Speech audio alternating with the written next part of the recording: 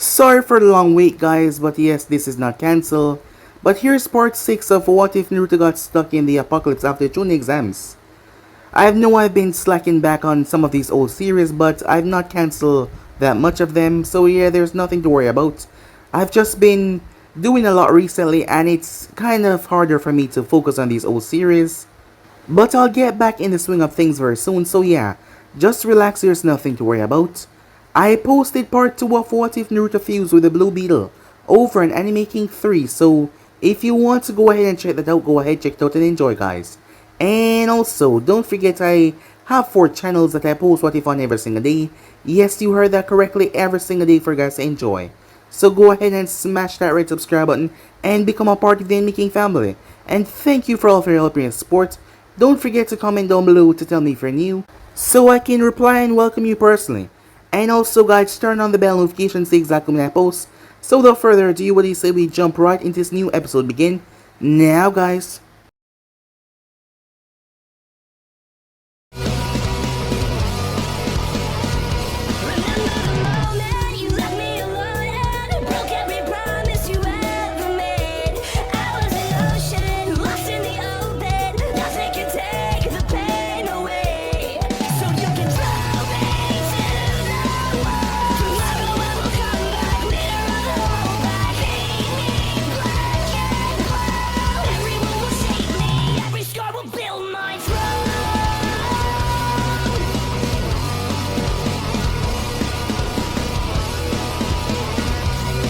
So the last spot we left off, the bone crawlers arrive, as Naruto quickly brought Ayam down into the cellar, as he told her to remain inside. As Naruto then stepped out as Ayam started to panic. She was worried that he was out there alone, that he would be overrun. 5 bone crawlers stepped forward, as they simply ignored Naruto, and they were going toward the cellar where Ayam was. Rage. So much rage built up inside the blonde. How dare they? He was standing right here and they just stepped past him to go after Ayam. Naruto lost it as he became enveloped by the chakra. The first punch he gave, the largest one, sent him sailing for miles as he slammed through buildings, collapsing as Naruto took on the others. The battle was ferocious as Naruto was becoming an animal. With the green chakra burning through his system, Naruto was like a beast. He ripped off arms, he ripped off legs, he tore, he ripped, he punched. Naruto was decimating all the bone crawlers. None of them stood a chance against him. He was like a primal animal, a beast that was there to destroy and slaughter, as Naruto took on at least 12 of them in total. They rushed towards him with all their might as they tried to stab and beat him, but Naruto pulverized them into literally dust, bursting their heads, crushing them under his feet. He was like a maniac going around slaughtering everything, a sick, twisted grin on his face. When Naruto arrived, Ayam was happy to see him. However, she felt something off. A sensation that rushed through her being like a fire, exploding outwards. As Naruto looked at her, his eyes glowing green, as he told her to kill the bone crawler that he brought. Yes, he brought a bone crawler inside for her to kill. Ayam was afraid, but looking at Naruto, she nodded. Yes, Naruto-sama, she said. As she took the kunai that he gave her, she proceeded to attack the beast. As she took it on, however, the kunai was not able to pierce his skin no matter how hard she tried. She slashed, she cut, she tear, but it was not piercing through its skin. That is when she noticed it was a soft part on its neck that it was trying to protect. As she rushed in and drive the kunai inside, the thing howled in pain before it collapsed on the ground. As Ayam stabbed and stabbed and stabbed, she did not stab until the thing was a bloody mess. As Naruto had realized what he was doing, coming off the high off the green chakras, he apologized to her. However, she told him there's no need to apologize. She needed that. Yes, she needed that after all. She had to be prepared to fight what was out here. So with that, they gathered their stuff as they returned back to the location. Upon arriving there, Tenten apologized to Naruto for what she said, but Naruto told her that was already forgotten. So with that, they all used the water that Naruto brought back and Ayam, as they washed themselves and shower and eat. As Ayam used the radio that she found to play some music for them. The sensation was cool and calming, as all of them felt happy for once. The following weeks then passed by. However, Naruto had a rather dreadful dream, as he saw bone crawlers and also monsters that were flying through the sky. As humans, strange humans face off against them. However, they were being wiped out and eviscerated. That is when several human populace came out. As they were dressed in strange clothing and marking, they start to hail to their king. Naruto watched as a person jumped off the strange monster that fly in the sky. To his shock, Naruto realized that it was him. Naruto was speechless as he saw himself older standing there. As his eyes were green, as he spoke to his loyal subjects. As Naruto couldn't believe what he was seeing, he jumped out of bed, shocked to what the hell was that. As he didn't understand what the hell was that. Time flew by rather quickly. As now that Konoha was back to her healthy self, both her and Naruto ventured out on the road as they made their way. This was the first time she was seen outside with her own eyes, as the others were able to go outside as well. So they split up as this would be able to help them. Splitting up was a good idea as they gathered stuff from all over. Konoha was shaking as she saw everything, but Naruto's words kept her, well, going through it as they proceed to make their way. She could only imagine what he went through when he first awoken and he was alone. Because right now she was almost on the verge of breaking down, and she wasn't alone, it was just horrible. They looted stores and grabbed what they could as they made their way to the bank. Arriving there, something came out of the ground. Something split the ground itself and rise up to the heavens. It was at that moment Konoha realized that they need to get the hell out of Konoha, because if they did not, they will all die. As the massive thing came down and brought down so much calamity, so much force that the entire bank building shook with a primal urge. As Konoha screamed out, the things were about to slam right in her head, ending her life, until Naruto jumped over her. All the debris slammed on top of him as he flared his green chakra, his power exploding outwards. She couldn't help but feel a rush sensation as she was confused to what exactly this was. When she looked up, Naruto's face was bleeding, but he seemed fine, as he had taken that whole thing on his back like it was nothing, saving her life. As he asked her if she was okay, they had to go deeper in the bank to escape to the other side. Konoha was afraid as she asked him what the hell was that. Naruto had no idea. He's never seen something that big before, except for his dreams. As he had to hunker down until, well, they find a way to get out because Naruto saw something lurking in the shadows outside. The radio had cut off as Ayame had said that she saw something before. It cut. Naruto needed to return back to her to make sure that she was safe, because he wasn't sure what the hell was going on. What was that? So yeah guys, basically let's left off. You guys can switch across the place, check it yourself, and don't forget to go ahead and check out What If Naruto Fused with the Blue Beetle, and enjoy that guys. So without further ado, what is to begin this? Now guys, start now. Both Naruto and Konoha rested for a moment before they tried to make their way to the rooftop after that chaos. However, the way was caved in. Given how unstable the bank was, it wouldn't be long before it came crashing down on them. With that being the case, Naruto could not charge head first and break the debris, not knowing how fragile the thing was. As they had to go back to the basement, for a while they decided to eat and drink their problems away, wallowing in the temporary satisfaction of the food that they brought with them. While they ate, Naruto noticed something strange. The light of his torch cast an odd shadow behind the lone steel shelf that was behind them. He got up and walked over towards it as Konoha watched him. The blonde frowned as he saw a gigantic hole that led into the dark. "There's a hole here," said Naruto. Konoha raised her eyebrow, half of her sandwich still in her mouth.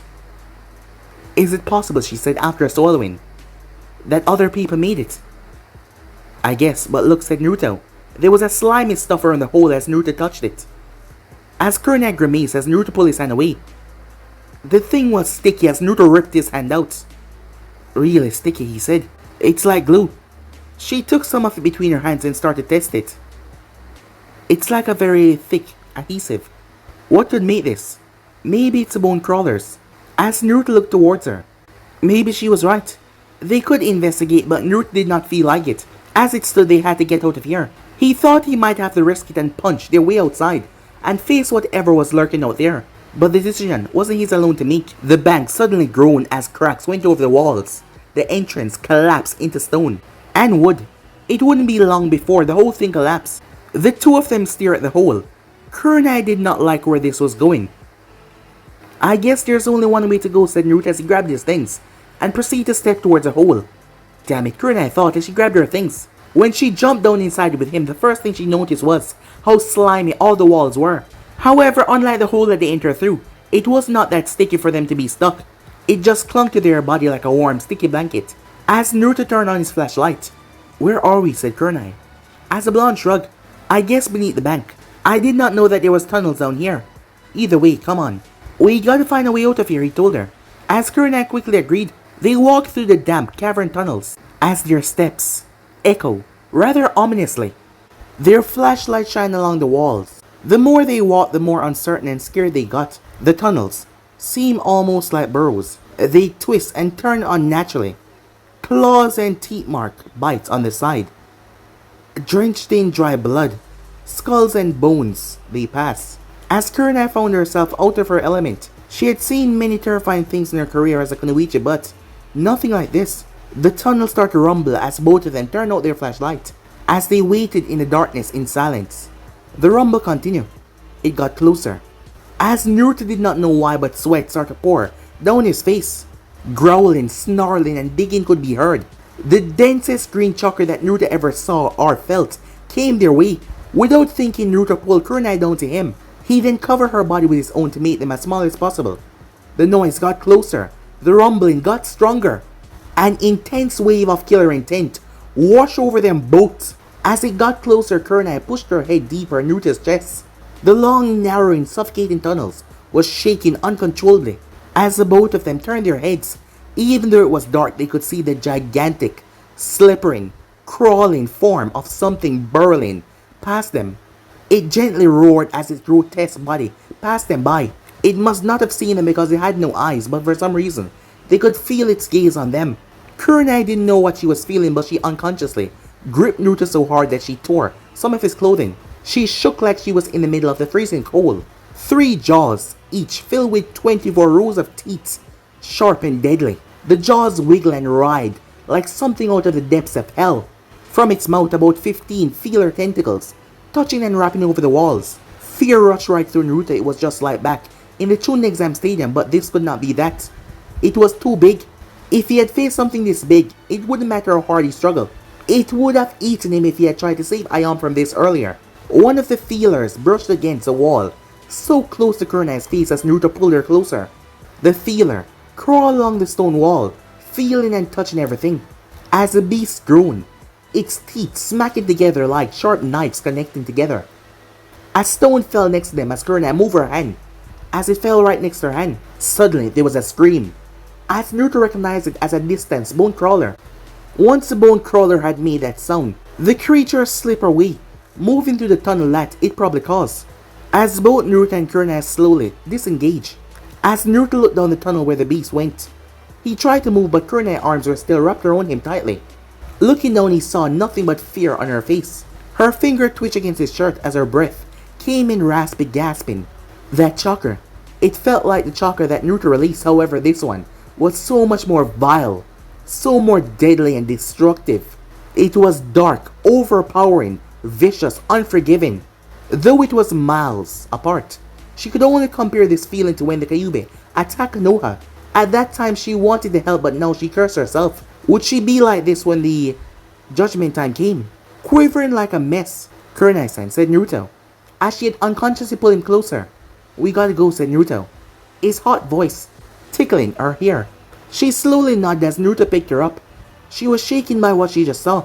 She was more alert, yes, but she was also more jittery as well. Perhaps they shouldn't have surprised Naruto. They were very deep underground, they had no idea where they were going. And they were surrounded by gigantic worm-like beasts with thousands of teeth. All that she could rely on was her wit and Naruto. Sure, they had some ninja supply, but only he could unseal them to make use of them. While they walked, they were constantly haunted by the screams. As Naruto recognized them as the screams of the bone crawler, he now knew why they did not appear on the surface. They were being hunted. They were scattering themselves to the wind, just as he and his group would do very soon. In this world, the strong reign and the weak suffer. Perhaps it was always that way. The strong of society always trample upon the weak of individuality, as he'd seen that all of his life. As Naruto slowly guided Kunai through the tunnels, for what seemed like hours, there were so many close calls, too many to count. The walls and floor were sticky with gooey residue that made it hard to walk. They both almost slipped off and fell to their deaths. It was only thanks to Naruto's chakra strength that he could pull them both up. For once in her life, Kunai feared that she might actually die. The darkness was heavy, the sounds of creatures hunting creatures was loud. Naruto even started to feel skeletons of squash insects as they move. Finally, Naruto stopped. They could not keep going like this. If they did, he was sure that they were going to die. He said that because another gigantic worm-like creature dug a path a few inches beside him. The both of them leaned against the wall as he looked out into the darkness abyss. There was nothing but an endless, crushing, soul-void darkness. They heard two other bone crawlers scream before. They were dragging to an unspeakable feat. If we try to wall off some of the cave, they're big enough to just dig right through. Whatever these things are, they're good. At staying underneath the ground, said Kurenai in a tired tone. Naruto slowly nodded. I just wonder where they came from.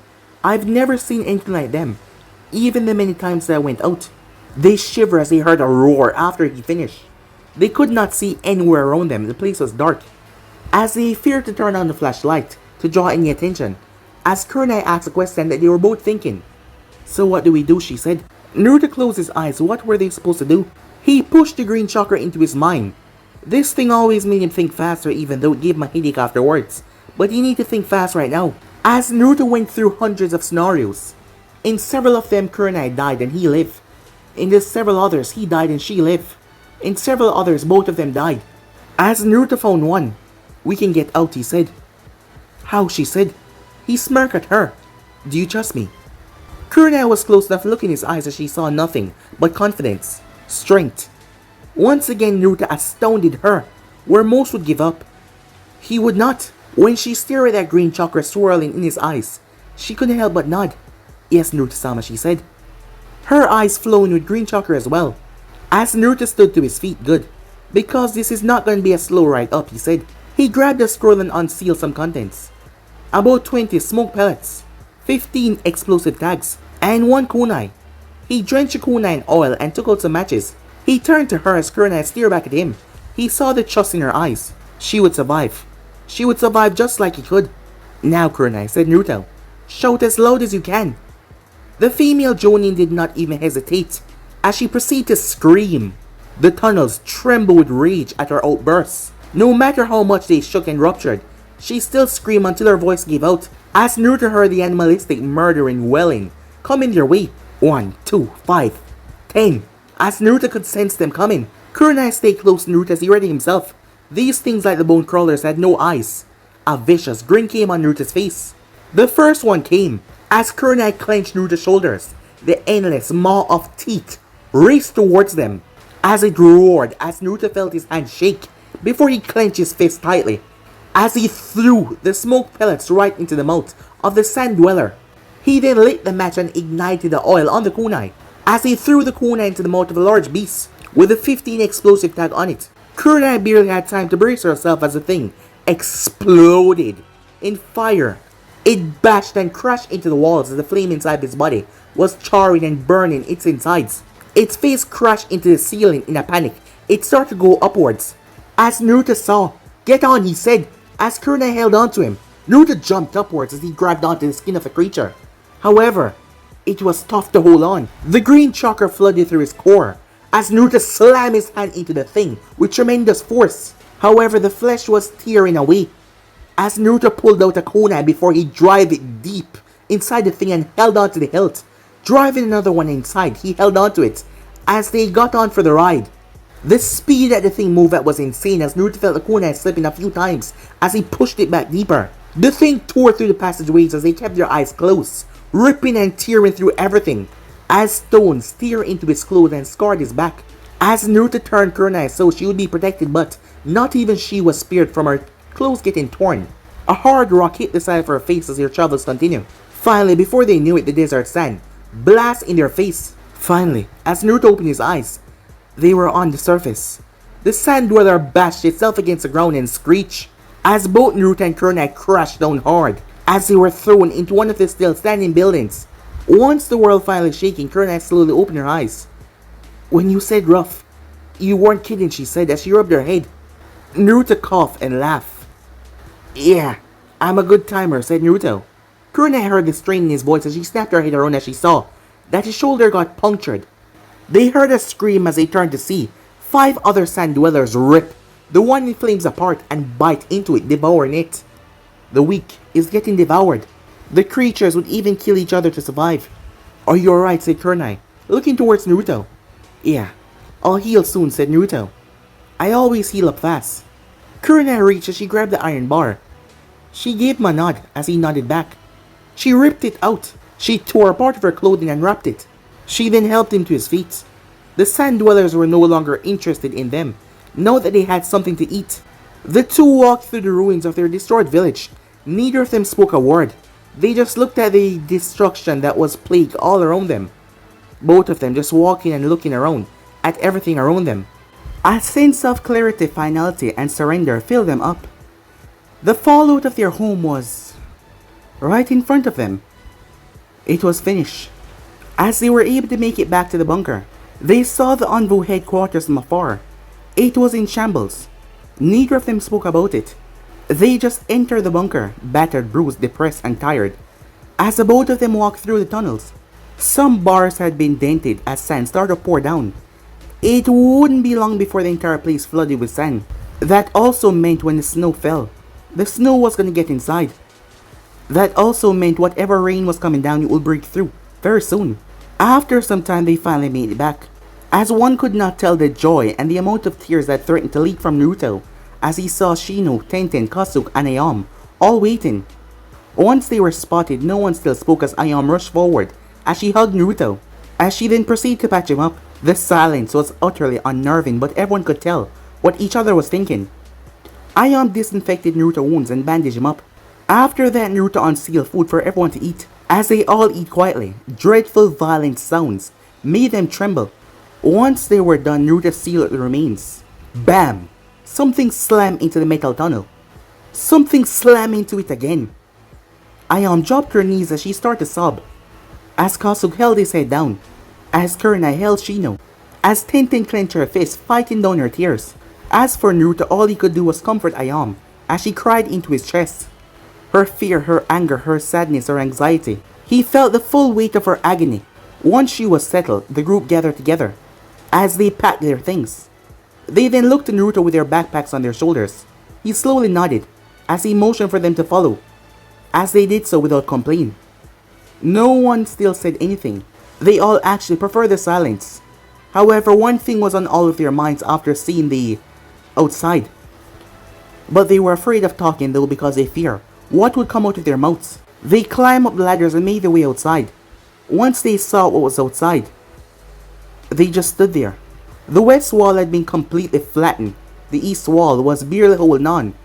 The south was barely in shambles. The north had giant holes right through it. Sand covered almost every ounce of the village. As they watched as the sand dwellers sweep through the village like it was their own kingdom. By this point, it actually was their kingdom. In the civilian district, they saw a few bone crawlers. However, they did not make it far as the sand dwellers dragged them underneath the earth. Maybe one day they would get to return to this place, their home, their village. Maybe one day they might rebuild and wonder if all of this was just a bad dream. Unfortunately, that day was not today. The group turned back to Naruto one more time as he was holding a world map in his hand and a compass that he got from one of his stores. As they walk on top of the stone faces, away from Konoha, away from their home, away from their heritage, they disappear into the dusty winds. They had no idea where they were going. They just hoped that it was better than here. Time skip. The harshness of the unknown. It has been close to 2 weeks since they left Konoha behind. For 2 weeks they had been traveling together through scorching heat, dusty air. They had made it this far as they were all inside of a tent, as they all partook in a sandwich that Ayam made for them and a bag of chips. All of them ate thankfully while Naruto pulled out a map. Alright, we all agree that we will try to make it towards the Fire Daimyo Palace. If anyone else from Konoha is alive, that might be the best place they will go. Aside from Konoha, it's also supposed to be one of the more secure places. We should reach here soon. We're gonna have to hope there's a place there to stay. If not, we'll plan our next move, said Naruto. Kurenai pointed on the map. I've been to the Fire Country Palace before. There should be a hill around here. We can scout out the area before we settle down. It's just a matter of who will go with Naruto. Kasuke looked at the map as he scratched his cheek. Perhaps it will be best if Tenten and Shino went. This will be a good opportunity to see how they act on their own. Besides, this is not too high profile. I think this could be a good learning experience. Everyone considered the eternal genuine opinion as they heard the roaring wind outside the tent, as Shino leaned back. And if we should find survivors, he asked. I don't think that we're in a position to be saving people, but exercise caution at all times. Remember, we do not know what is out there, Kurnai said. As Shino nodded, along with Tenten, the group spoke a bit more about their plan and their current objective. They were lucky that they did not encounter anything violent since they left Konoha 2 weeks ago. That had been its own blessing but also its own curse. Once that was over, they all went back to their own tent. Ayama and Naruto arrangement made things with the sorting of the tent quite a bit difficult. But everyone agreed that Kurnai and Tenten would get the biggest tent while Shino and Kasuke would share one of the smaller ones while Naruto and Ayama will take another. As night settled over the dusty flames, Ayama already fallen asleep as Naruto turned on the small lamp. As he was reading one of the books that Ayama had took from a store within Konoha. It was a story about a pirate captain betrayed by his crew on his quest to regain his former glory. It was an alright book, it helped pass the time, as he had gotten a lot into reading ever since this shit started. As Ayama slowly moved herself close to his. As he read, Naruto thought about his life and where it was going, as he ended up drifting off to sleep. So, you finally decide to appear in front of me, Uzumaki Naruto. Your scent is just as repulsive as before. A deep voice that Naruto recognized all too well said to him. The blonde opened his eyes as he lay in a familiar puddle of water as he frowned. Of all the things that could happen to him, he didn't think that this would be one of them. As Naruto glanced up towards the bars that held the source of his wretched life, well, his former wretched life, murderous red eyes looked back at him. He stared at the thing that caused his village destruction 13 years ago. Who would have thought that it would only be 13 years later that something else would cause a complete collapse of the hidden leaf? As Naruto just looked at the Kyuubi, the fox started to get angry. Why the hell was this brat just looking at him with such indifference? The silent treatment. What's the matter, brat? Fox got your tongue, the Kyuubi said. What do you want, said Naruto. Besides your untimely death, my freedom, and the destruction of you miserable humans, not much. Well, perhaps I should get rid of the third one. That meter seemed to have taken care of that problem, as he proceeded to chuckle. Yet Naruto simply stood there, as he was not amused in the slightest. Oh yeah? All it took was a giant rock to do what the almighty Kyuubi could not do. The fox instantly stopped laughing. Watch it, boy, it said. But I could rip you to pieces with one of my claws. Yeah, whatever, furball. That seemed to piss the fox off even more. His tail slammed against the bars.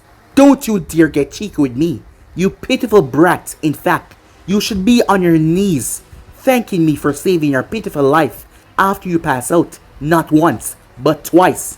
Did you really think you made it back to your pitiful dwelling with your mate on your own? Wrong.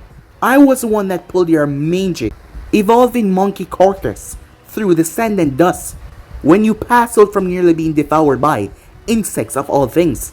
I was the one that gave your pathetic body the means to escape. So don't you dare speak back to me. The fact that I have such a weakened host sickens me. The fox growled before he turned away and lay down, as Naruto was greatly shocked. So that is how he got back, both of those times. However, Naruto felt conflicted. And why would you save me? Better yet, why did you save Ayama? You never do anything unless it benefits you in some way. Even when you gave me chakra the last few times, I bet you benefit from it somehow. Since all this shit started, I noticed something has changed about me. What did you do? Said Naruto. The fox snorted. Indeed. My red chakra magically gave you green chakra, he said as he looked towards Naruto like he was stupid. I guess you will always remain stupid no matter what happens. However, I would rather that you not die. With me tied to you, it's simple. If you die, I die. As for your disgusting human mate, well, I know how pitiful your human emotions are. Had I left her to die, who knows what stupid shit you would have done. Perhaps you would have hanged yourself from depression. I don't know, and I don't care. As Naruto released a breath, calming himself. So the fox was not the one that gave him the green chakra. Well, if you did not do this to me, then what did? He said. And how would I know that to be said? Despite not showing it, he was also unnerved by the changes that took place in Naruto's body, as he did not know what happened to him, but it was something that not even the Sage of Six Paths could have predicted. Then again, he could not have predicted the world to be turned into a ravaged wasteland. Then what do you think is going on with me? Said Naruto. The fox opened one of its eyes, and since when? Do you care what I think? Naruto made sure to calm himself down, though he was annoyed. He knew that it wouldn't solve anything. Look, I hate you, and you hate me. Fine, whatever. I don't know why the fort sealed you inside of me. My life could have been great if it wasn't for you. I don't know what kind of life you lived before you got trapped in me, but I bet it could have been great without me, said Naruto. All I know is we cannot keep going on like this. We can either work together unwillingly to survive this messed up world, or we can keep doing what we've been doing, fighting every day. And then I go out and fight everyone. And then I'll probably die, and you get to be reformed in 100, 1000, or even 10,000 years from now. And then you are free to roam a planet with no humans to kill. Nothing to do, nothing to destroy, no land to conquer. You can be alone until your fur turned grey, said Naruto. There was silence between the two, as the fox did not say a word, until he started to chuckle. You got a lot of nerve to talk to me like that, brat. I don't know what the hell is going on with you. Believe me, I don't know what is going on with you. I've been around to see countless civilizations rise and fall, yet I have never seen anything like what is going on with you. I must say, it's an improvement though. You are not so weak anymore, the Kyuubi said. Naruto was not sure if that was a compliment or not, but to make sure that the relationship stay as it was, he would take it as one. Then can you tell me what you think is happening to the world? It's going crazy, said Naruto. Who the hell knows what is going on with it? It happened because of that giant meteor that crashed into the ground. I could not tell you what it did to the earth and all of its chakra. It might be why you have this green chakra, and why it makes you so faster, stronger, and smarter. Naruto sighed, no answers then. I guess it might explain where all those creatures came from. Indeed. Now, get out of here. I am tired of looking at you. Just because I agreed to work with you, it doesn't mean that we're gonna start being all buddy-buddy. Let me sleep. Fine, said Naruto. Go and take your beauty rest. Looking at you, remind me of a cheap carpet I once almost bought for my apartment, as Naruto faded away with that last thought. The fox looked where he once stood. Tch, stupid brats. The next few days passed by in a blur of wind, sand, and hot weather. After that, another week passed as the group settled back in their usual 3 tents. They tried to get some training in where they could, but the environment was very unforgiving. Yet some days they trained anyway. The weather would not always be favorable for combat. They would have to make it do. As the Naruto group finished their morning training when he unsealed their breakfast as they sat around in a large tent. Once their food was finished, Naruto, Shino, and Tenten dressed in heavy clothing for the sand. Alright, the daimyo palace should be a few miles east away from here. We'll scout the area together for 8 hours, and then report in back what we find, said Naruto. As the two of them nodded, be safe out there, you three, and remember, do not take any unnecessary risks. Please, come back, Kurenai said, as he could hear the worry in her tone. This group was all that she had left of her home. She could not stand it if anything else was taken away from her. As Ayam gave Naruto a fearsome hug, as she held him tightly. With that, they said their goodbyes for now, as the others watched them before they zipped up their tent. As Naruto, Shino, and Tenten made their way through the rough, hot terrain, miles upon miles of nothingness, as far as they could see. Truly, the sand proved to be challenging, as it was rather hard to run on top of it without chakra. It was heavy, it did not provide the best traction, and it made them slip a lot. Well, that was for the two of them. For Naruto, it didn't seem to be bothering him in the slightest. He ran across it smoothly, as they had no idea how he did that. He had to stop a lot of times to make sure that he did not lose them. As they arrived, in the distance below the valley, they could see a ruined city. There was a massive palace-like structure right in the center. Just like everything else, it also looked broken down and torn up. Nevertheless, it still had some structure. It looked a lot better than Konoha did though. Tenten pulled out her binoculars. After about 5 minutes, she spoke up. I don't see anything, she said. As Shino frowned, it doesn't mean that nothing is not there.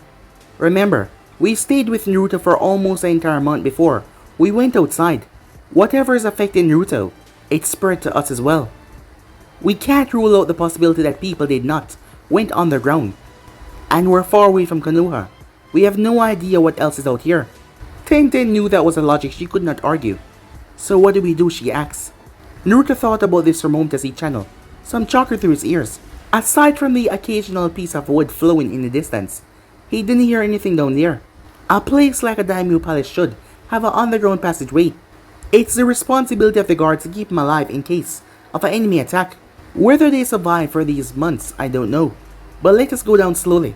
The two former Jenny nodded as they made their way down. The closer they got, the bigger the place became. Some section of the walls were broken down. If there were bodies here, they must have already been turned into dust. The three of them entered the city cautiously. It looked like Konoha before the place was overrun with monsters, sand, and natural disaster. Broken shops, fallen homes, bricks. The sound of their footsteps was rather loud as it sounded like loud drums hitting the ground. As Naruto noticed, there was a pleasant breeze. Alright, remember, we're not here to loot. If you find something nice, then take it. But we're looking for a suitable place to live. Even if it's for a month or two to plan our next move. Keep your headsets activated, said Naruto. Two of them nodded. For the next couple of hours. That was how they work for the next 3 hours. They carefully inspect almost each building offered to them. However, they found no place that they could settle down. Well, technically that wasn't true. Some was secure for a day or two, but none had the parameters that Naruto wanted. Space, a good place to defend, and also sturdy. There was a thought that they might have to build their own, but that required much more effort than the 6 of them had. In some of the homes there were evidence that people lived there. As beds, blankets, empty cup of food, also a few skeletons. One of them looked like a child. It was too small to be an adult. That was what Naruto thought. Though this was not a looting day, Naruto grabbed a map of the Fire Daimyo capital city. He quickly began to write down the important places for some food. But it was clear that most of them were looted. Drawers were open, foods were taken off shelf. There wasn't a lot of general supplies. Granted, this could be because of the intense weather disaster. However, Naruto doubted that. When the three reconvened, Tenten and Shino shook their heads. People has been living in some of these houses, Tenten said, looking around. Yes, it's obvious they've been on the surface, perhaps. The toxic air was something general to only Konoha. Once we got used to it, though, it stopped affecting us. Maybe it did not reach as far out, said Shino. So, said Naruto, if there was nothing forcing them on the ground, where exactly are they? Tenten and Shino had no answers for him, and unfortunately he had no answer for them either. As they moved towards a cold city, something felt very wrong with it. As Naruto did not like it. As they walked towards the other side of the city, the others looked towards him for leadership as they moved. They arrived towards where the hotels or motels were in the area. The city seemed more modern than Naruto thought it would be. It wasn't as big as Konoha, but it will take more than a day to conquer it if it was invaded. As he noticed a large building in the distance, it shows some sign of wear and tear, but it looks stable. Let's go and check that place out, said Naruto. As they made their way, arriving towards the location, it turns out that it was the building administrator office at the front, but that was a complete mess. As they made their way, as they arrived, Naruto reached out, but the moment he touched a double door, they fell off the hinges as they cracked and slammed down to the ground in pieces. Naruto covered his nose, so did the other two as they stepped inside. As Tenten swallowed when she saw a spray of dry blood on the wall, she also saw a decapitated skull at the corner of the room. Maybe we can't stay here, said Tenten, as Naruto heard the fear in her voice. But he continued to look around as he placed his arm on the wall, noticing the claw marks. He channeled a green chakra into his ears and eyes. The building was kind of dark. Now that he could see a bit more clearly, he saw more claw marks on the ground. They looked much more wider than the bone crawlers' claw marks. Those creatures could walk on all fours, but they usually walk on their hind legs. Whatever did this was not them. Besides the howls of the wind, Naruto did not hear anything either. However, as you remember back from Chunin exam stadium, Naruto pulled a kunai. Proceed carefully. Watch your side, guys, said Naruto. As Tenten reached in her pouch and pulled a kunai, Shino doing the same as well, as they proceed to move deeper into the darkness. As Naruto directed Shino and Tenten to separate rooms, they nodded as Shino stepped forward and grabbed the handle. They checked as there was no traps inside. Meanwhile, Naruto scanned the rest of the area. Clear. Tenten whispered in the earpiece. Me too, Shino said. Guys, come here, they heard Naruto said. His voice sounds strange. Naruto had went into the biggest room. It was probably one of the executive office. When they joined up with him, they all froze. Just like Naruto did as he stood there. There was a beast. The corpse of a bone beast in the room. Shino watched as a bug flew from the beast and went towards the window. I've never seen a bug like that before, he said. Tenten sighed. Go bug hunting later, she said. What the heck is this thing? A lion? Some kind of tiger? As Naruto looked towards it. Not unless lions and tigers have freakishly long arms and legs, and 16 cyber-shaped teeth. As Naruto picked up one of the arms, but it quickly turned to sand and fell to the floor. As Naruto channeled chakra through his eyes. What the hell? But it's dead, he thought to himself. Why is there chakra going through it? Naruto watches the green chakra punctured holes into the bones of the creature. As he stopped looking at it, it was disturbing. Let's keep on moving. Best suggestion I've heard all day. Say Tenten. She quickly left the room, but Naruto kept Shino back for a moment. As Shino glanced towards him. Shino. Could an insect do this? Naruto asked. Shino frowned deeply. Yes, but it would take hundreds, if not thousands of them. Just one could not do this. But if one can, we should not even bother with this place. We should just move on. As Shino walked out, as Naruto looked back towards the skeleton. He had faced insects and bugs back in Konoha. The Kyuubi had saved his life from them before he was overwhelmed. Yet, they never did anything like this. Was he just being stupid? He just saw one mosquito-like bug fly from the damn skeleton. That proved nothing. However, the fact that the bones had the green chakra as well, that worried him. No chances. As Naruto prepared an explosive attack and threw it in the room, as the three of them ran out. As soon as they stepped out, the office exploded in fire and debris. As Naruto did not bother to turn around, the other two saw that as they did not even bother to question him. Once their side trip was finished, they feasted on chips, sandwich, and warm soda.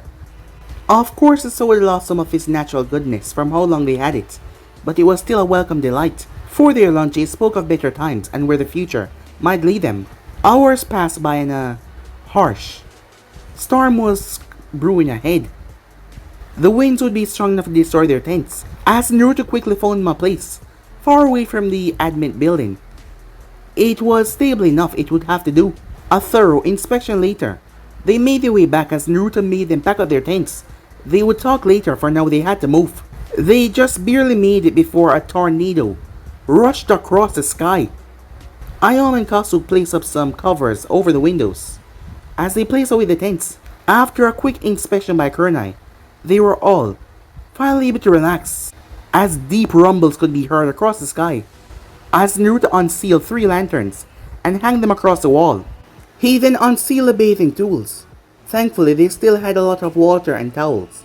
But in this harsh environment, the thought of what they would do if the water ran out was a scary one. As Ayam, Kurenai, and Tenten gathered their bathing tools, as they moved towards a far corner, for safety's sake the women will bathe first, while they stood guard, and then the man will bathe next, while the women stood guard. Once the girls were done, the guys went next, and then everyone was more relaxed. As Naruto unsealed their food, Ayam made what she could over a pot and an electric stove. That was one of the things that was better with the city than Konoha. Electricity still worked. As Naruto started to recharge her headsets while they all ate their food, as the 3 gave a rundown of what they saw and what they encountered. Alright, then I think that Kasuke-san, Kurenai-san, and I will head into the Fire Daimyo Palace. If that place is clear, or if survivors are even hiding there, it will be a bonus. However, we should be cautious, we do not know what they will do. Tenten, Shino, and Ayam will scout the area. However, if we do meet more people, we do not tell them that we have more of us, said Naruto. Why not? Ayam said. Ayam-chan, said Naruto as he turned towards her. People do stupid things when they are scared. The group went silent as they knew that was correct. Wise assessment, Naruto-kan. No need to reveal our cards if we don't have to. That said, don't inform them of your green chakra unless necessary. While it's a valuable tool that has kept us alive so far, I have doubts about what the Fire Daimyo will do if you reveal that you could combat these creatures. What do you mean? Wouldn't that be a good thing? Tenten asked. Kurenai shook her head. Remember, the world is in a state of anarchy. Even the Fire Daimyo power has been minimalized to almost nothing. To consolidate his power once again, he would try to use Naruto. As Shino pushed up his glasses, you mean, if he learned about us, he could use us as a way to force Naruto to reclaim his palace and all of Fire Country. The Hokage and the Daimyos always have a complex relationship. If the Fire Daimyo learn there is no Kage, much less instability, He might try to rule over in Konoha. Naruto exhaled, but you guys would be safe, he said. Everyone shivered from the sincerity in his voice. Perhaps it was no mistake that he became their leader. After all, if he was willing to say that. Well, we're all making these plans based on the assumption that he's even alive. For now, let's confirm the situation at the palace. Once we do that, we won't reveal ourselves. We'll observe for a little while, said Kurenai, as they all agreed. Well, said Naruto, there's actually something else that we can try that I have not gotten around to try in a few weeks now, said Naruto. As he then crossed his fingers. You're gonna try that again, but it always causes you pain, said Ayam. As Naruto chuckled, wouldn't be the first time. He brought his hand together. Shadow Clone Jutsu. Everyone, perhaps even Naruto, was expecting him to double over in pain, but this time, poof! A perfect clone appeared next to Naruto. Naruto and the clone looked at each other in shock. As they moved their arms at the same time, they each threw a punch. As the clone got dispelled, as Naruto felt no pain at all. What? You can do jutsus now, said Tenten. I just did what I normally do, said Naruto. Kasuke went through hand sign for a simple D-rank fire jutsu, but nothing came out of his lips. He tried again and nothing came. As Kurenai tried, Shino tried. Tenten tried to connect chakra through Kunai. Shino even woke up his insects for a moment. They buzzed angrily though as they had no chakra to feed on. As he put them back to sleep. You got to be kidding me, said Tenten. Now Naruto is the only one that can do a jutsu? As she was frustrated. She had no idea what the hell was going on. Everything was just so confusing. Well, it seems like whatever was hindering Naruto-kun is no longer. How many clones can you make? Well, I just tried to make the usual 10, but I only got one, said Naruto. Wait, the usual 10? As both Jonins looked at him. Even that was too much for most Jonins. Right, well that's definitely something that we cannot let anyone know. Right now your clone jutsu is the most useless skill in the world like this. Your ability to scout ahead, even with one clone, makes you invaluable. Can you perform any other jutsu? Naruto thought before he bit his finger and went through hand sign. Summoning jutsu. Poof. The circle appeared but no creature appeared. The jutsu worked but it also did not work, said Kurenai. I see. We've been so focused on ourselves, we never stopped to consider what would happen for the summonings. What about the elemental jutsu, Naruto-kun? Kasuke said. As Naruto scratched his cheek. I kind of don't know any, he said. As both Kasuke and Kurenai sighed. Well, that wasn't that surprising, aside from a few clans, like the Uchihas.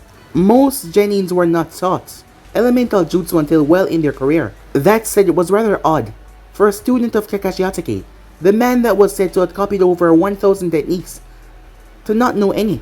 It couldn't have been his chakra, hell. Before all this mess started, Naruto had chakra, more than the both of them combined. Well then, if you can use elemental jutsu, we'll start some training. Genjutsu as well, Kurenai said, as everyone chuckled, making her blush a bit. While she did wish to teach someone Genjutsu, it wasn't because it was her preferred style. It would benefit them all now. Indeed, now Naruto-kun, can you unseal what you took from the Shinobi stores? If Kami is with us, we will find what we need, said Kasuke. As Naruto unsealed the things, Kasuke looked through them until he found a small sheet of paper. You needed a paper? Ayam said. It's not just any paper, Ayam, said Kurenai. It's called chakra paper. It's a test, one's affinity. As Kurenai went on to explain the measures of what would happen once one channeled their chakra into it. Jeez, why didn't they give us these things in the academy, said Naruto. Well, Genins don't really have the capability for elemental jutsu, and it also keeps you from practicing something too dangerous. I mean, they can't practice what they don't know, he said with a laugh. As they proceed to watch as Naruto channeled his chakra into it, the paper then split down the middle. Win. A very rare element for Konoha ninjas. We usually... Kasuke stopped talking as everyone watched as strings shot from one end of the paper to the next. The paper was then pulled together and made whole once again. The paper then crinkled with current running through it. However, it then flattened itself back out. It then started to get damp with water. After that, the water stopped. The paper then turned to dirt. Everyone watched with utter shock as the paper somehow grew back into a paper after turning to dirt. It then burst into a flame so high it almost reached the ceiling. Tenten and Shino fell back as Ayam was pulled back by Kurenai as Kasuke stepped back as the flames raged. The flame was hot, but it was also extremely beautiful. It turned orange, blue, black, white, pink, violet, green, yellow, every color in the world. Some of the colors actually combine and whirl around to make new colors. Soon the flames grew smaller and smaller until the paper turned to ashes. This time it didn't pull itself back together as Naruto had ashes in his hand. I don't think that was supposed to happen, Shino said, as Naruto stared at his hand with shock. When Naruto looked up, everyone was looking at him. They were not eyes with hate, but eyes that told him that he was different from the group. It made him remember things in his past that he would like to forget, as he wouldn't want to see those eyes again. Eyes that told him that he was a freak, not the same as the others. As Naruto got up and walked out of the room, the rest of the night went without any incident as Naruto returned back to his assigned room. Why him? Why couldn't he be the normal one for a change? Why was he always cursed to be the one that is not the same as the others? As Naruto slammed his fist into the wall, the whole place shook as he quickly pulled his hand away as the wall had cracked. Damn it, he thought. Kyubey, what's going on with me? Said Naruto. But there was no response. Damn it, what's wrong with me? Said Naruto. You're a damn fox that has lived for over 1,000 years, right? Say something! I do not know. The fox actually sounded confused more than Naruto, as Naruto wanted to be angry. However, the anger slowly just slipped away from him as he stood there. This damn world. This hellhole of a world that changed, and maybe that's what he should be angry at. People might think that he did not notice, but he did. The stairs had slowly started to change when he began his shinobi career. But now he felt like he was back at square one, and now, if people find out what he can do, they would try to use him as some kind of weapon. Why was he always the one that was chosen? Why was he always the one that was used? Why couldn't he be normal? Frowning, Naruto simply climbed into bed as he closed his eyes. About 2 minutes later, there was a knock from the outside. Naruto-kun, are you alright? It was Ayam. However, Naruto did not answer. He just wanted to be alone right now. Another series of knocks came, but Naruto ignored them as he heard footsteps fade away down the hall.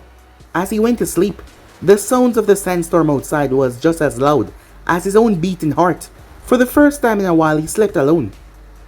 As Naruto woke up before anyone else the next morning, he unsealed everyone's breakfast and placed it in the meeting room. In the meantime, he took his own breakfast and went up to the roof. There he sat at the edge as he looked out into the daimyo city. As the sun rose over the horizon, he thought about last night, as he wondered what everyone thought about him. But he knew that he could not be avoiding them forever. 1 or 2 hours of thinking passed. Him, Kasuke, and Kurenai had a mission today to investigate the palace. He wished his breakfast could last for eternity, but it barely did for about 5 minutes. With a sigh, Naruto made his way downstairs. As everyone was awake eating, it seems they had some trouble sleeping. Tenten and Kurenai here was messed up. Kasuke was rubbing his eyes, and Shino was a bit harder to tell, but you could see that he was a bit slower than usual. Then there was Ayam, as Naruto felt guilty as he saw the bags under her eyes. As he faced Kasuke and Kurenai. When are you guys ready to go? He said. Look, Naruto, about last night. When are you guys ready to go? He asked once more, as the others looked toward each other. Give us an hour or so. We'll be ready then, said Kasuke, as Naruto walked out. As once he was gone, Ayam slammed her hand on the table. What's wrong with all of you? Why do you keep on looking at him like that? Like you're scared? Naruto-kun saved our lives, she said. Tenten and Shino looked down towards their food, as Kasuke leaned back. We're not scared, Ayam. If anything, we're just too amazed. I've been a shinobi for a long time. I was able to serve under the 2nd, the 3rd, and the 4th. And I've never in my wildest dreams seen anything like that before, he said. Then you should all be working to figure it out and try to understand, instead of looking at him like that. Even I was amazed, and I messed up as well. I should have gone after him immediately, she said. He would have done it for me, she said. As Shino spoke up, regardless how we feel about him, we need him to survive. We would not be eating right now if it wasn't for him. Yeah, said Tenten, knowing that they wouldn't even be alive if it wasn't for him. As Kurenai and Kasuke got dressed to go out with Naruto, as they grabbed their headsets, kunas, and shuriken sets. As Naruto handed Ayam the headsets for those that will be staying. We'll keep you guys updated as we move. And we'll watch your back, Ayam said. As Naruto turned, let's go, he said. Naruto-kun. As he turned towards Ayam, Be safe, she said. The kindness and pity was a bit overwhelming. It actually hurt right now. As he looked at her, with a right and a nod of his head, Naruto took off. Wish us luck, it never hurts in times like this, said Kasuke. As they said goodbye to the others, they quickly moved off. As they had no idea what was going to greet them, but they hoped it wasn't anything horrible. They prayed to Kami that it was not. However, they should know by now, the gods seem to have forgotten about this world completely. But guys, the ends right here. If you want the next part to do, like, subscribe, comment down below, and turn on that bell notification to stay posted. And don't forget to go ahead and check out What If Naruto Was a godlike dragon slayer over on Anime Prince, guys. And I enjoyed that. And yes, that's right, I need up 4 channels, which I post What If on every single day for you guys to enjoy. So go ahead, check them out. Links will be down in the description. But I'm out for now. See you guys soon.